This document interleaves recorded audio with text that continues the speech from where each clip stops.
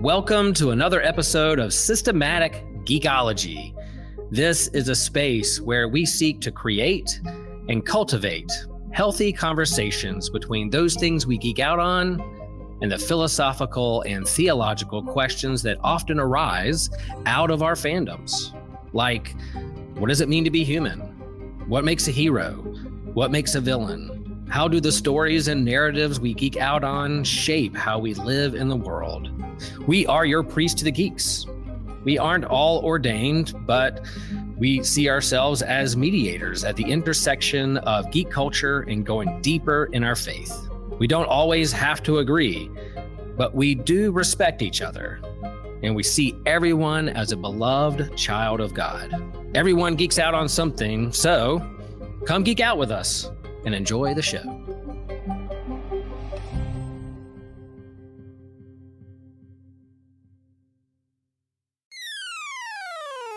You're listening to an Anazao Ministries podcast.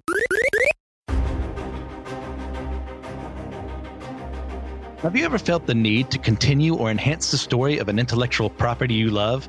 We're going to find out on today when we talk about fan fiction for Systematic Geekology. We are the priests of the geeks. I'm your host, Christian Ashley, joined by, of course, the greatest co-host not named TJ Blackwell in the land, Elizabeth Pengling Clyde, the co-leader of the revolution against Joshua Knoll. How are you doing, Peng? I'm doing well. How are you doing, Christian? I am doing amazingly. This is not my busy day for seminary. I got a lot done today, got a good phone call done today with a friend. So I'm looking forward to it. But we are not alone. You've heard their voices before. One of them you should love more than the other, but that's okay because we love them too.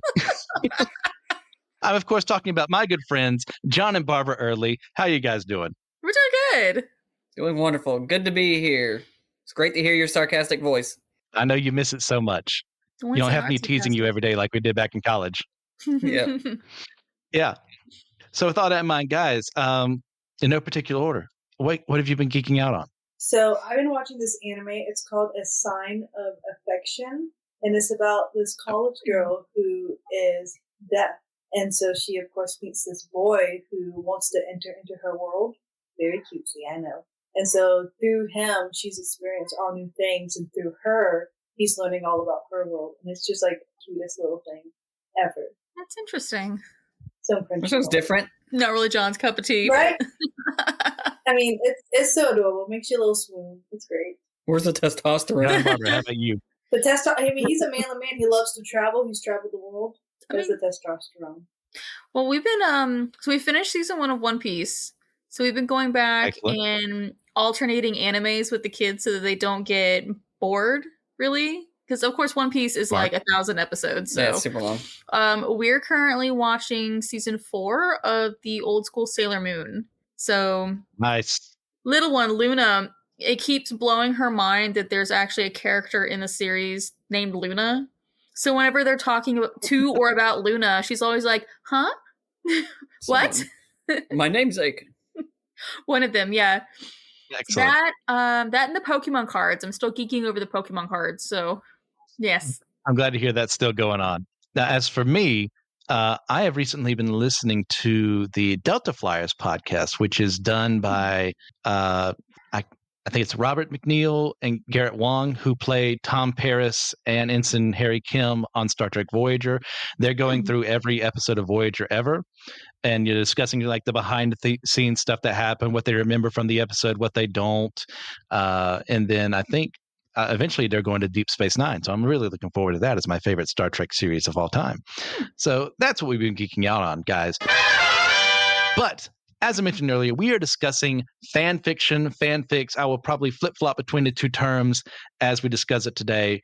For those of you not in the know, fan fiction is essentially the idea of a fan writing a story about intellectual property that they like, Star Trek or Harry Potter or Lost or what have you. There's tons of media out there, so people naturally as fans write for it, for their own twists on how things could happen, and your mileage may vary on how it actually ends up working.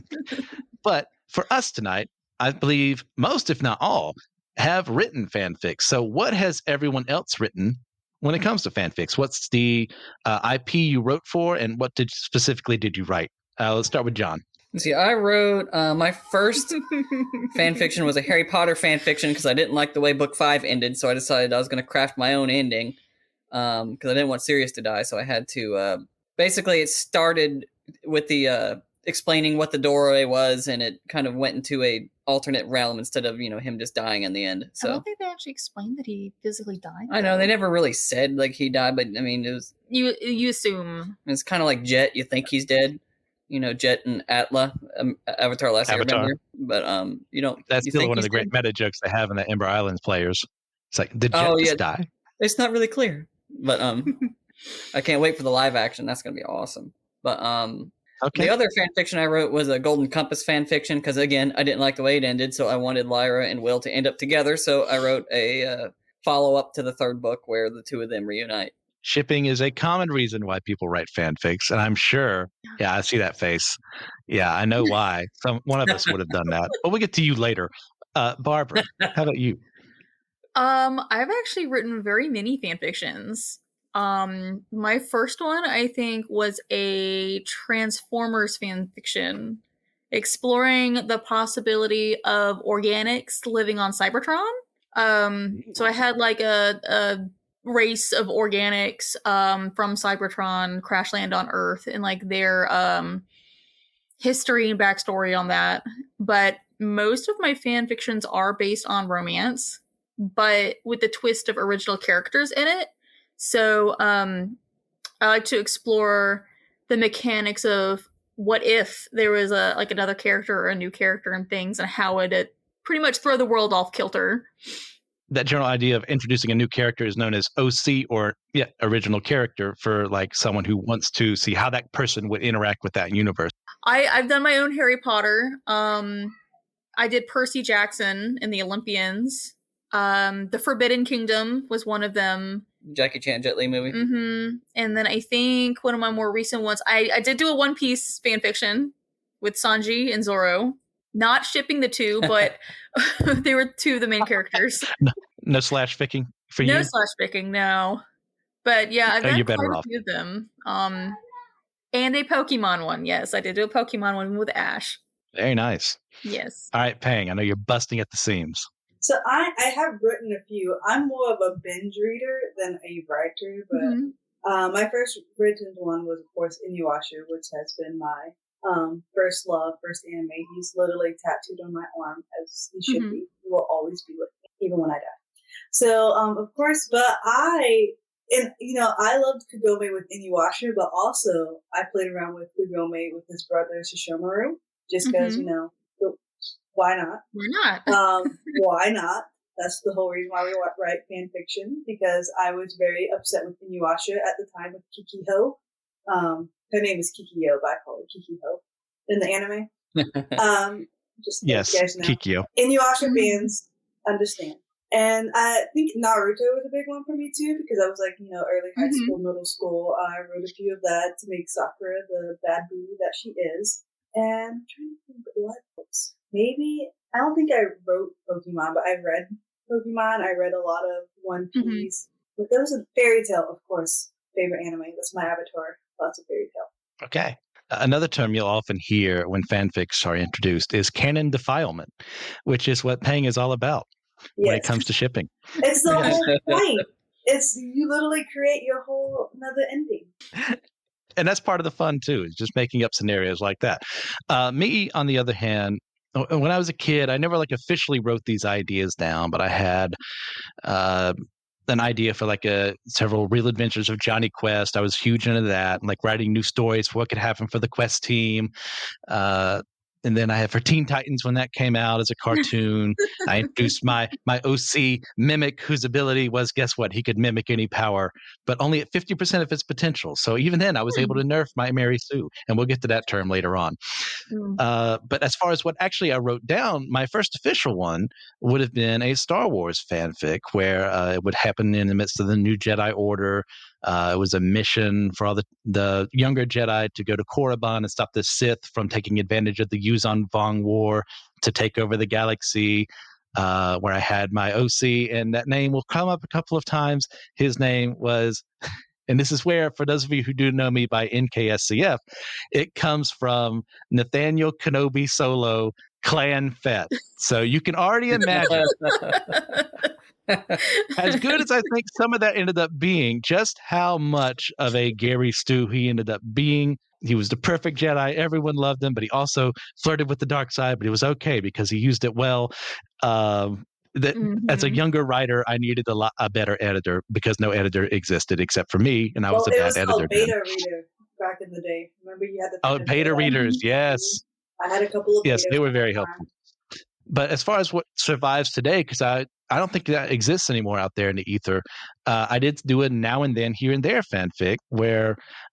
As I was reading through fanfics, for those of you now and then, here and there, is basically a story of a guy who sees this mysterious blue-haired girl who is holding this water pendant. She is from the future. He ends up coming to the future with her, where the world, like water, is a scarcity, and now we have fighting over resources and stuff like that.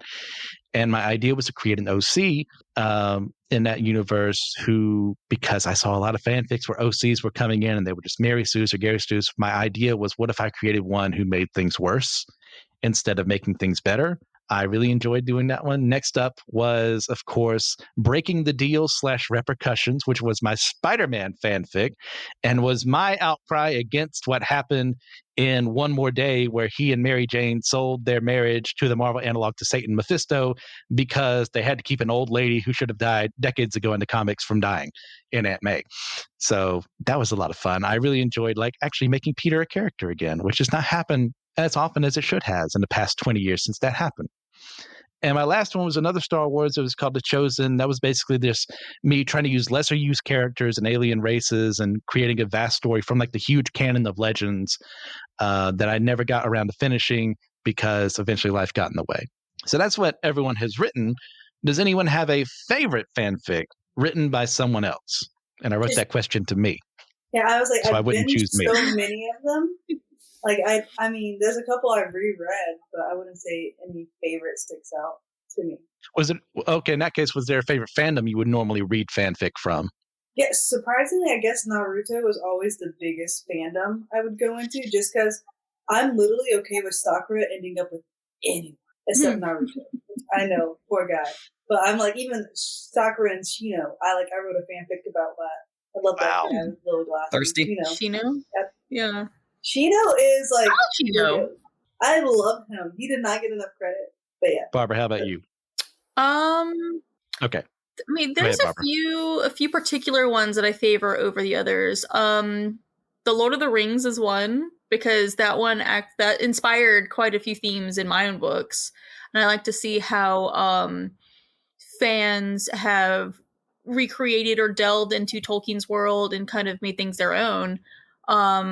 It's really interesting to see, especially if I'm having writer's block, kind of, and then I'm looking at different ideas that other people have done. I don't ever take any of their ideas, but I'm kind of that's intriguing. I mean, makes me think a little bit. But One Piece, I'm actually currently reading a One Piece fanfic right now, and the last one I read was a Star Wars one. But yeah, most of the ones that I read all do include OCs, so I'm a big OC person. You haven't John, how about you? Read anything in a while, have you? My Little Pony. Well, really? He'd have to. Well, he'd have to know how to read first.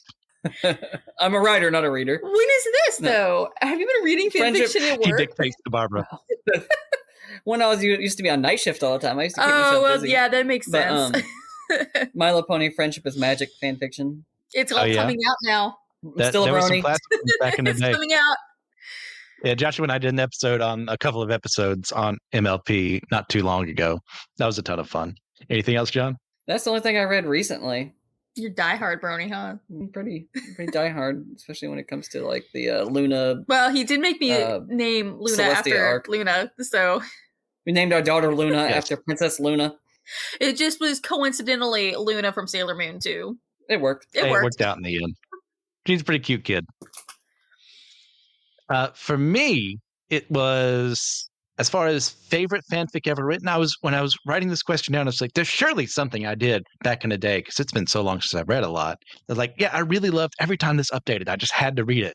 And I realized there wasn't such a thing, at least that I could remember. So most of my favorites that I can remember are actually like parody fics or troll fics. Parody fics being like taking a Mhm. central idea, like this is how the universe works, but I'm going to change that for the sake of this fanfic. Or a troll fic being written by someone who is writing bad on purpose to make it look, because another thing that was rampant in the fan fiction, fandom was people who shouldn't have been writing were writing. They didn't know how to construct sentences or what character depth was about. So these nonsensical things would happen. And my favorite one out of all of that, we'll get to the worst ones for our bonus question later on, which everyone for Patreon and Captivate can get to. Just a little hint there, a little spice for you. My favorite is Light and Dark, The Adventures of Dark Yagami, which was, I'm hoping a troll fic, because if this person actually is legitimate in what they believe, they're insane. It's a Death Note fanfic where Light has always had a brother named Dark, and he becomes the main character. And there are such things as blood bananas. The Queen of England gets involved. L shouts about how he needs to use stealth and then starts screeching like a madman going through a window at one point in time. It's the definition of canon defilement, but it's so much fun just to see how worse it got along the way. And I'm fairly certain it is written by someone who is purposely writing a troll fic, because sometimes you could just tell. But yeah, fandoms, on the other hand, normally I do remember I was big into Star Wars fanfics, but I was always upset because normally it would end up being someone who shipped Obi-Wan and Anakin together. And I was like, why would you ever do that? Why do you hate why not? yourself?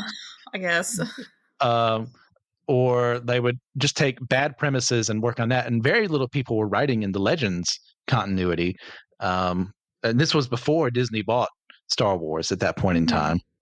Other than that, Marvel stuff I was always big on. Avatar: The Last Airbender. I do remember a good one. Yeah. It was about, I think it might actually be called Avatar Karuk. That was like basically taking that small story that we got from Avatar: The Last Airbender and actually giving Karuk a backstory and stuff like that. I enjoyed that one a lot back in the day. So there's a positive one outside of the troll and parody fix. And then let's see. I think that's about it. But all four of us have established we do write fanfics. Why? Why not? Because, one of the reasons why I read it so much is a lot of the times I don't want the anime to end. Or like I've read so many Spirited Away fanfics because it's like what was going to happen? Do they meet again? Right. We'll never know. But fanfics kind of helps, give you closure. Mm-hmm. John and Barbara? Well, I mean, like I said, writing fan fictions and using OCs definitely broadens, the story for me a lot. Because then if I insert my own character into the story, then it opens up a whole realm of new possibilities, which then I can explore. And I've actually used a couple of themes that I've come up with in my fan fictions to use for my original stories. I mean, cutting out all of the canon stuff. I've used themes and characters that I've made OCs, and loosely inspired some of my characters from my Dragon series on those. So it helps me kind of practice for what works and what doesn't work for my original series. So that's what I like writing about. I think dissatisfaction and the idea that you could do it better is a challenge is a big driver, especially for like Star Wars, because I mean a lot of people who hate on the newest trilogy or some of the newer stuff. I mean, you see how many fan edits that they've made of some of the more recent stuff like Kenobi, and you realize sometimes the fans actually do make better edits or better products than what seems to get put out by the officials, or even video games like Pal World, which is kind of like a fan fiction ish. I mean, it's very controversial now. It's like the idea. I really want to play it, but at the same time, this is a big thing over Whatnot right now. It's like the Wish.com version of Pokemon, but it's so funny. I think Nintendo is trying to take them down now. So, as far as Nintendo is concerned, for those of you anywhere, it's basically Pokemon and Minecraft and a little bit of Ark Survival. What's the word I'm looking for? No, goodness gracious, Fortnite. In there. So it's like I'm curious to play it, but at the same time, I can see why Nintendo's a little miffed. Yeah. I mean, I They think actually it's- did send a cease and desist to someone who was making a Pokemon mod, which changed the in-game pals, I think they're called, into the designs of Pokemon. That's what they sent a cease and desist to. Yeah. That was a fan made thing, not the Yeah. developer. But as far as like, why did I ever write fanfic? Well, John's right. I can do better was always my point of view.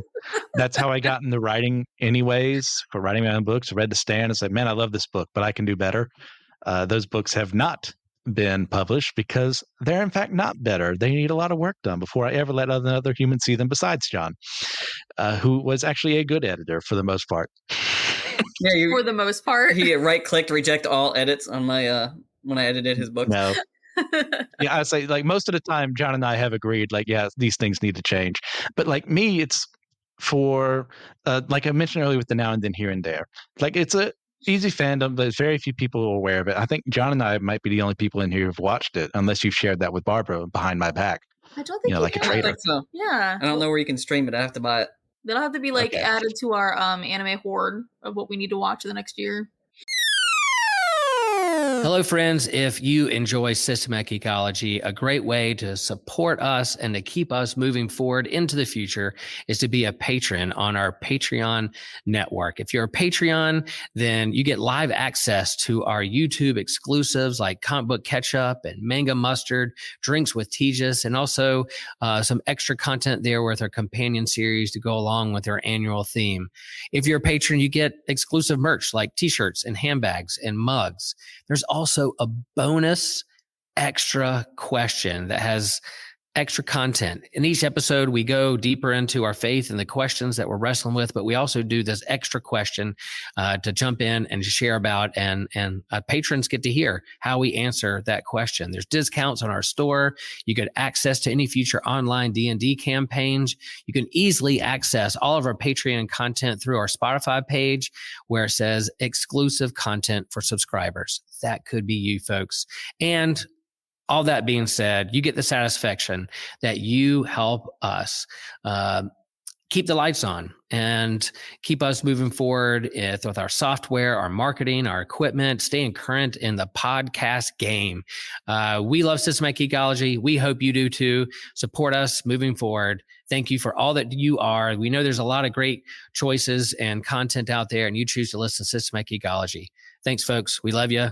Peace. But like I said, it was the general idea, like in a lot of fanfics out there, you see a character who is an original or character created by the author who inserts himself into the story, sometimes ends up becoming a Mary Sue, Gary Stu, and ruins everything along the way, making other characters make decisions they would never do. And I was sick and tired of it. It's like, how can you get a good idea like that and then not make it work? So I decided to bring the idea of what if I made my own character, they do something that affects the story, but it's in a negative way, and they have to deal with the repercussions of that. Essentially, he introduces tasers back into the world that has lost that technology. And now instead of lethally killing a bunch of people, they can non-lethally take them down. This opposing slave army that owns a lot of slaves can now add more people to their number that otherwise would have died. And he's responsible for that. What can he do?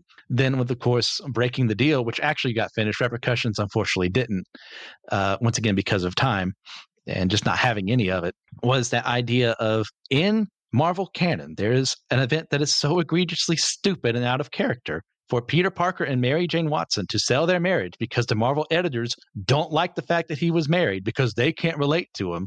And I guess they must hate their wives as well, that they did that. Like, I could not take that as a fan lying down. So I wrote my own version. And for quite a time, it was actually popular. I actually, the other day, got an email from fanfiction.net, which I haven't logged into in years, that's someone had favorited my story. And that, not going to lie, that made me feel pretty dang good. I haven't checked on my stories in a long time. I left them up like half written. But I think I changed my email account, so even if I went back to look at them, I'm scared to see what I'll see. Yeah. And in general, like going back, like I was never a perfect writer. I'm not going to pretend I was. Like I was just earlier today revising a story that's already been published because I noticed I had missed a word in a sentence. And, Which one? we just didn't notice it. I was doing Lost Time. Lost time. And I'd forgotten to put an "an" in a sentence, so it made the sentence sound stupid without it. It's like, oh gosh, that's published, that's out there. But you know what? You are human. You only get so much done. That's You what only happened missed- with the Crimson. Yeah, Yeah. I think I misspelled Ren's name or something. I've got Just like, oh no. I found one sentence in Falcon's Fall 2. I'm just like, ugh. Who edited this? You did. Actually, Christian did, I think. Oh, did you? Yeah. Well, you We edited mine. typically You would didn't switch catch that off. his name's misspelled. And that's the thing. We're human. We make mistakes. Like, as much as we try and fix things, as much as we try to put our own spin on things, that we're fallible. That's what writers do. But anyone else want to add why they write before we go on to read? I feel sorry for some of the lesser liked characters. I want to make them seem better in a better light. It's one of my Harry Potter fanfics was Snape. Yes, it was Snape. But it was like this Yes. a very, very long series where I went through my main character was an OC. She went through I think it was the first 5 years of her schooling or something under Snape as a student. But then something happened. I can't remember what it was. Something happened that sent her back in time. And then she was in the Marauders era, but she was in the body of an 11-year-old. She had to start school all over again. So then she grew up with Snape, was taken in by Lily Evans, and it was grew up and befriended Snape. And then she never got sent back to the future, but it was interesting. It was one of my more favorite fan fictions, but I think I lost it, so I'm gonna have to rewrite it with the same concept. But yeah, And what Barbara was talking about there was the concept of a Peggy Sue, which is a character who somehow ends up back in time in their own body, or with their memories of what happened, and now decides to change the future. Sometimes actually being written well, most of the time in fanfiction not. most of the time, yes. Days of Future Past. That's a really good one example of how it actually could work and done really well. But the Chosen that I did for Star Wars was my idea of the lesser known characters, Barbara, you brought up. These were, and also one of them was a Mary Sue from anyone who has ever read the Jedi Prince books for Star Wars, with Ken, the titular Jedi Prince. He becomes best friends with Luke and serves under him as an apprentice, and meets Leia and Han and everyone else, and they fight whalers on Mon Calamari, and they search for the glove of Darth Vader. He is the definition of a Mary Sue. So one of my goals was to turn him into someone people would actually like and would fit within the canon, as well as introduce a bunch of other people who had smaller bit roles. And some of them, there was one sentence on Wikipedia, and I decided to give them a backstory and characterization. So I really enjoyed that. But once again, unfortunately, I wasn't able to finish it. Was that the Triclop series? Yes. That's what I thought. All right. So, Peng, you kind of brought up a little bit about why do you read fan fiction? But everyone else, and Peng, anything else you want to add to this conversation? Why do we read fan fiction? Because our little hearts need to swim more. That's why. Your little shipper heart needs more. My little shipper heart just needs more. maybe it's a It's weird always thing. something Yeah, like No, I agree with the Spirited Away one, because I just didn't want the story to end there, because it's even bittersweet. House Moving Castle. I'm I need to know what, I get it. Sophie and Hal, they love each It other. was based off I of even a went and I book. read the book. I read the book, House so- Moving Castle. Also, it didn't go further than what the movie did. It's very tragic. No, So that's why it we have to go to fan fiction to heal our hearts and to know what happened. Go ahead, John. I'm just trying to think of some of the other. There's some other animes where it ended, mostly Ghibli films, because they end like My Neighbor Totoro, but they actually did get a little short movie spinoff. But you just fall in love with being in the world so much, They end on cliffhangers, you mean? and yeah, they end on cliffhangers. But you just love being in that world. You are mesmerized by just how creative, and the music is wonderful. And Nausicaa is another good one. And just It's so sad whenever a manga gets discontinued, anime doesn't have a second season. It needs closure. like Wolf's Rain, where especially the manga, where it ends right before they get their real comeuppance or whatever. You want to make You want to things see better. you want to see it. Excellent reasons, everyone. Because, you experience media and an intellectual property, and you go, that's where they choose to end it, or there really wasn't enough interest for them to bring a season 2 or season 3 to actually finish this off, or the manga got cut off, or the writer died. or they George R.R. Martin themselves and are doing nothing. So now I have to figure out on my own what happens in Game of Thrones versus Lord. someone who's had over a decade to get stuff done. So you want well, what would someone else? How would they interpret, given the world that we have, how things could go? And that's why I love reading fan theories about how, Roose Bolton is actually a vampire, or this. Goodness gracious, I can't remember his name. We'll just say whatever. It's like, what happens there? And if those things are real, if the things fans are speculating about happen, if a story is never going to get an ending that we want, well, let's see what someone else has done. So I've read a lot of, actually not too long ago, I read some Star Wars fan fiction in the new canons, be like, hey, here's how things could improve, if you actually have a team of writers and you actually spend your time developing things and you have interesting ideas to actually have, great execution for characterization versus what we got. I enjoy seeing that because that's what I wanted from those films. I wanted to see Rey, become a Jedi in her own without just being this ultra powerful because she just get things. She's just the bestest and we should all love Rey. And then Finn gets sidelined after having a good motivation, becoming a stormtrooper, and Poe gets sidelined despite having, a good hotshot rebel pilot, so on and so forth. Like, why can't I see someone else do it better? Well, that's what fan fiction is for. And I think, we kind of also answered the next question too, but I'll bring it up anyways, unless anyone else has one thing they want to add. No, good. Okay. So, So what is it about the IPs in particular that we engage in fanfic wise to make us want more from them? Like, we kind of brought up what scenarios that could happen. It's like, anything else you want to add there? I think it's like we enjoy it. We enjoy it so much, especially if we really resonate with an IP like Star Wars. It's such a big universe, and we love playing with lightsabers and the video games, and it's such a fun place to be at that you just want to spend more time there. And if you're unsatisfied, you feel like it needs to be done differently. No, I mean, it's the same with Lord of the Rings for me. Like, the world is just so expansive, and Tolkien didn't even get to publish like half of his works. His grandson had to edit and posthumously publish some stuff. So it's like, what else can be waiting in the world? So it's, that's why I like to read something when I'm definitely having a writer's block, or that's the one fandom I always seem to come back to, where it's like, no matter, where I am in life, it's just like, it's comforting in a way. Or it's like, it's either that or even like just playing the music. Like even when we had Luna in literally the afterbirth room. I wasn't gonna call it the afterbirth room. It's the recovery room, mother baby room, the afterbirth room. We were playing Shire music, and she settled right down with that. So it was like just the magic of it. I mean, her middle name is Celebrienne, so we came to an agreement. So best of both worlds, I guess. So it's like, it's for some people, like that same magic exists in other IPs. So it's like, comforting almost.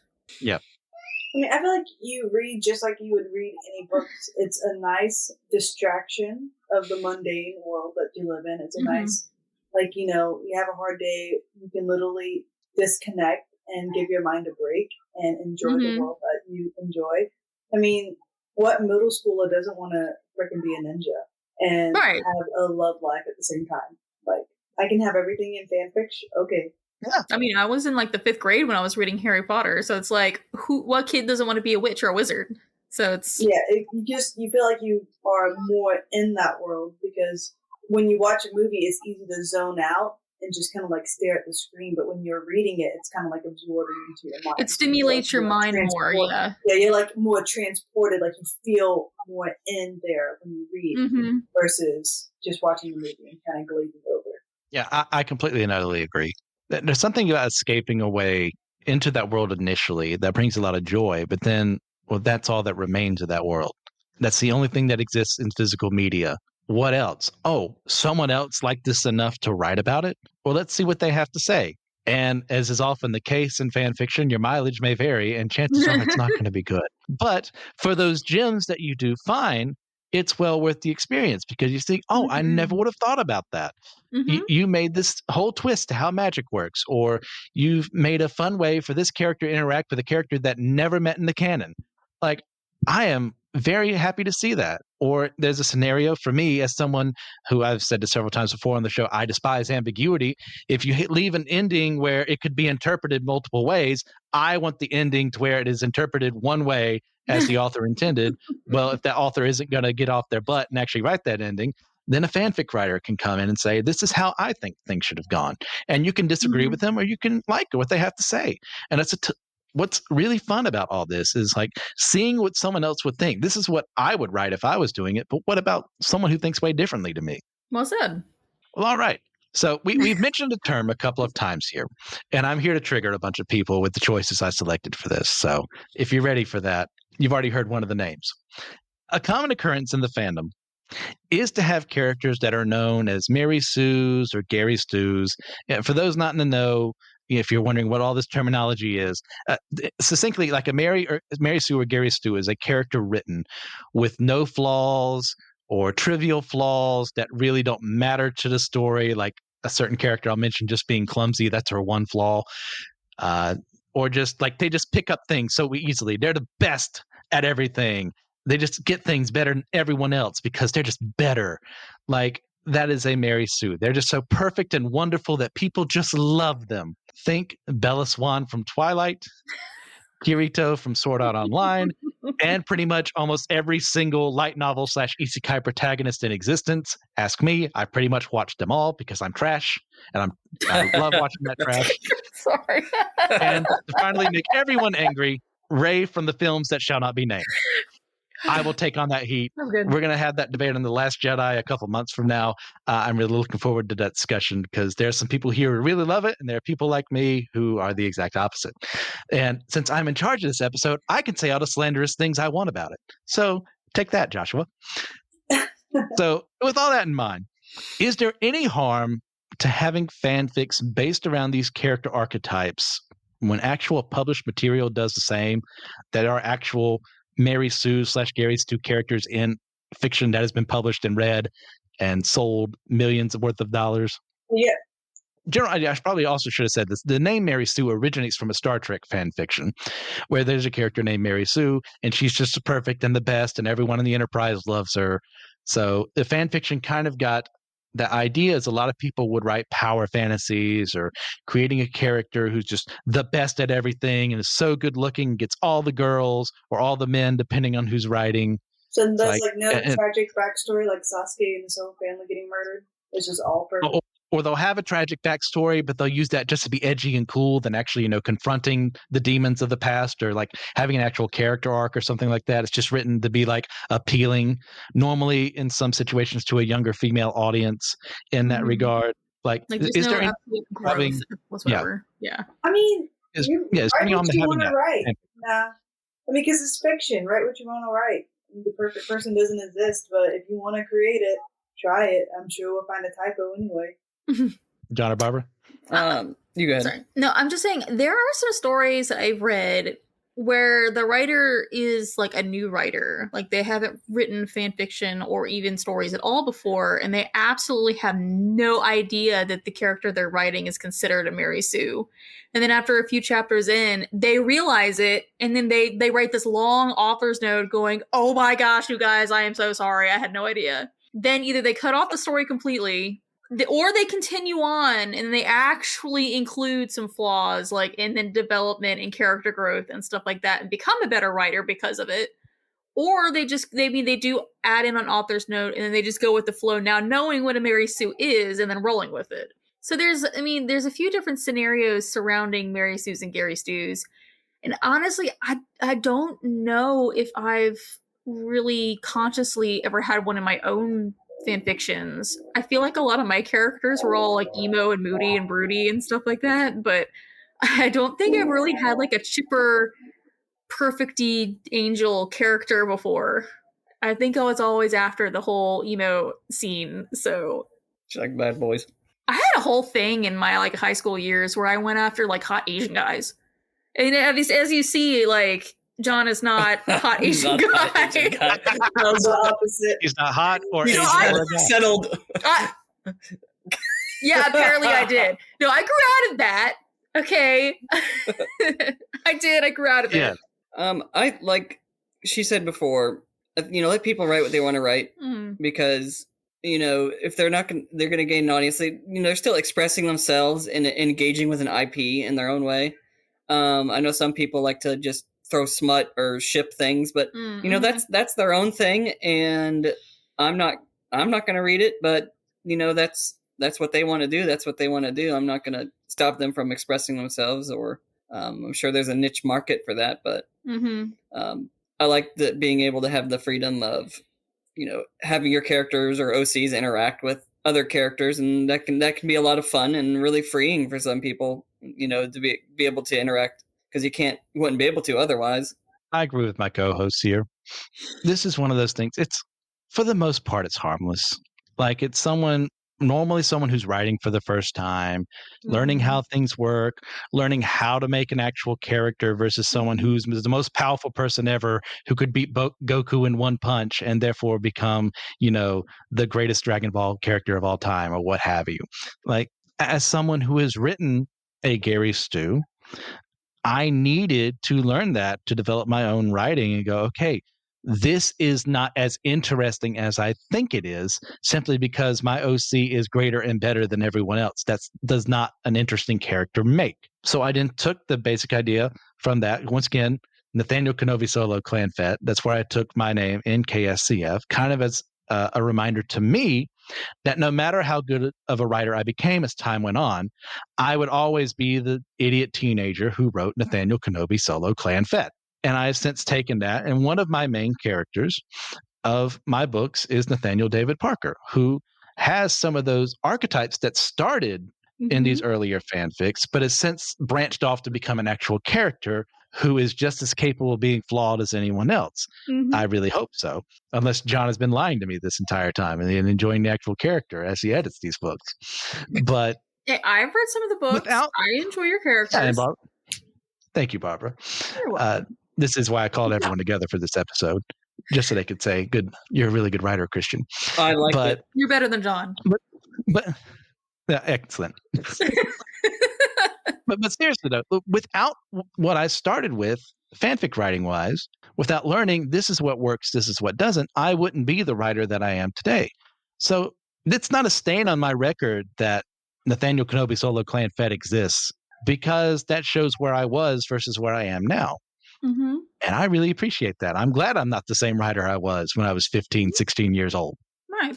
That was my first foray into writing also. My first writing story that I did was a Spy Kids fan fiction, and with 2 OCs. So, yeah. Two whole OCs. But I had that much brain power at that time. 2 cells. That's why I got all cylinders. No, it was fun, and I developed my, learning how to describe environments and learning how to carry on a story and come up with plots, and instead of just winging it from day one, which you remember I used to just start on page 1 and just go all over the place until the story ends. Now I actually have, develop a plan. I know where the plot's going to go. I have characters I think about and all kinds of stuff. John has grown immensely as a writer, and not to say that I haven't either. But from when we first met, I was the one, I had everything detailed, outlined. This is what's going to happen in this chapter because this character said this and this chapter here.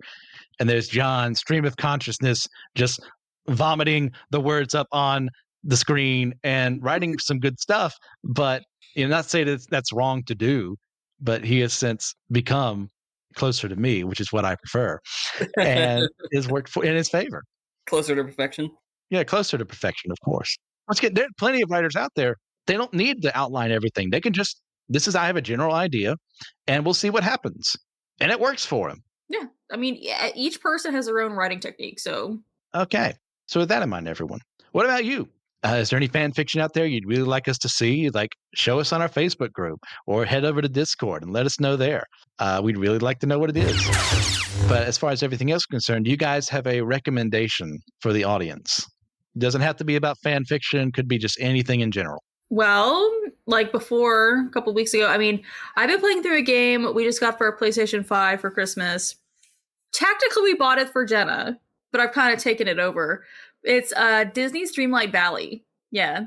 So I don't even know how far through with it I am, but it's like the main quest and then all the different characters and their side quests. It's just really interesting, like an interesting world building dynamic to it. It's like children's dress up game meets RPG, kind of, in a way. I like the kind of games where you can change your outfits and stuff like that. It's not just one same outfit every day that you're playing. I've been playing Smash with the kids, Smash Ultimate on the Switch. That's been a lot of fun. So far, it's my favorite Smash game because it also includes all the Nintendo 64 levels and all the other and the fun throwbacks to things like that. It's cool. Are you putting the fear of God in your children, or are they beating you now? They're beating him. Tell you what, I think Joseph he's only 5, but he is really good at these games, and it's making me mad. Like other like autistic children, they usually have like their one thing that they find comfort in, like their solace. Joseph's, I think, is definitely video games.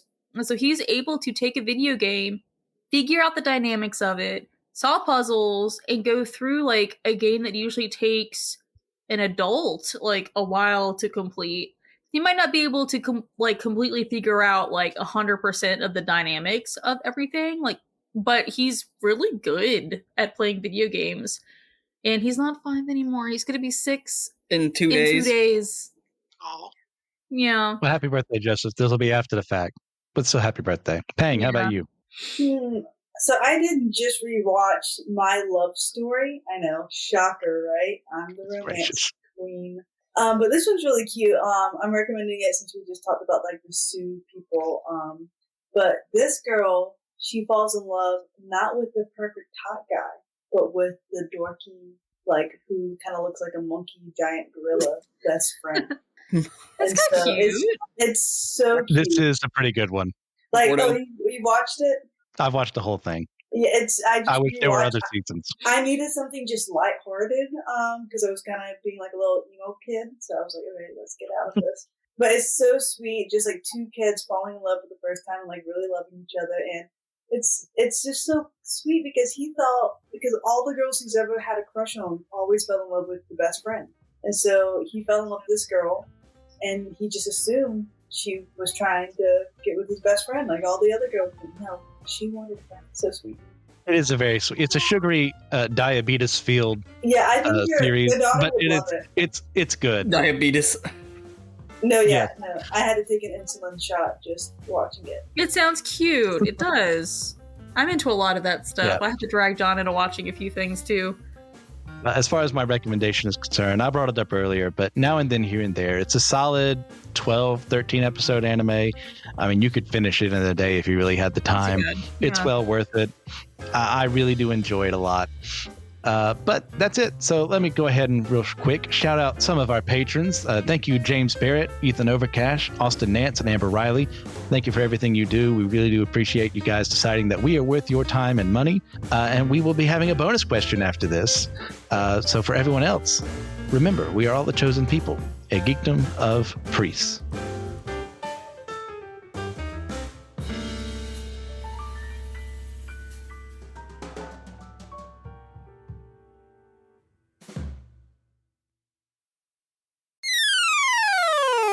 Hello, friends. Are you enjoying what you're hearing from Systematic Geekology today in your earbuds, or whether it's on YouTube, or whether you're in traffic, or whether you're at work? Well, there's another way that you can stay engaged with us at Systematic Geekology, and that's on our Instagram account. Yes, hop over to Instagram, follow.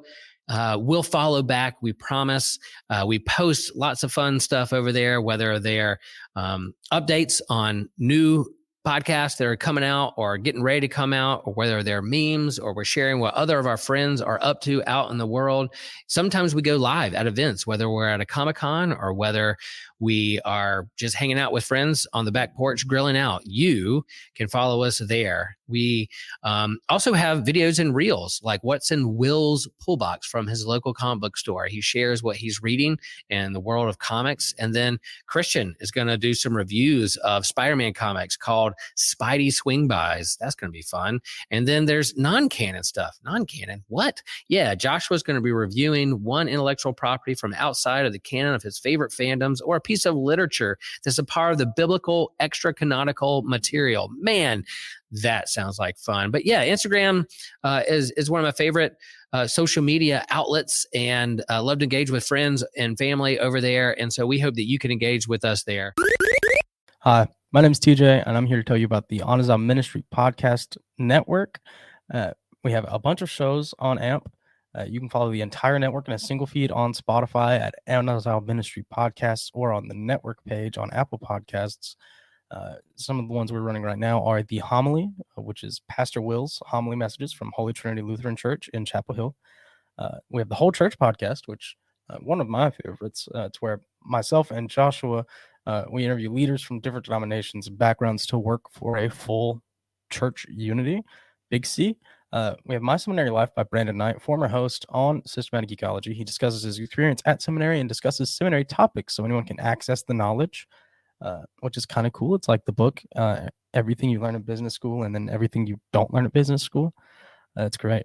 We have Let Nothing Move You by Christian Ashley. He goes through the Bible kind of like it's a Bible study to explain the biblical narrative through his perspective and what he's learned. Dummy for Theology, which is Joshua's show. He discusses various theological topics in an attempt to show every side of big discussions. That leaves you with more questions than answers, which everyone loves a lot. It's kind of a continuation of a series that we did on Whole Church, but it's really good. It's really fun. We have the Bible After Hours, where the foul-mouthed preacher goes through the Bible from a progressive view to challenge the status quo of the modern church. I love that one. If you're from a more conservative background, that one I find will probably be the most helpful for you. Definitely check that out. And we have the Clydes. Taylor and Elizabeth Clyde go through weekly discussions in a devotional, conversational method to help us get closer to one another and God. That's just a little review of what we do in AMP and all of our other shows. So check that out, get subscribed, and just start getting all that free content, you know?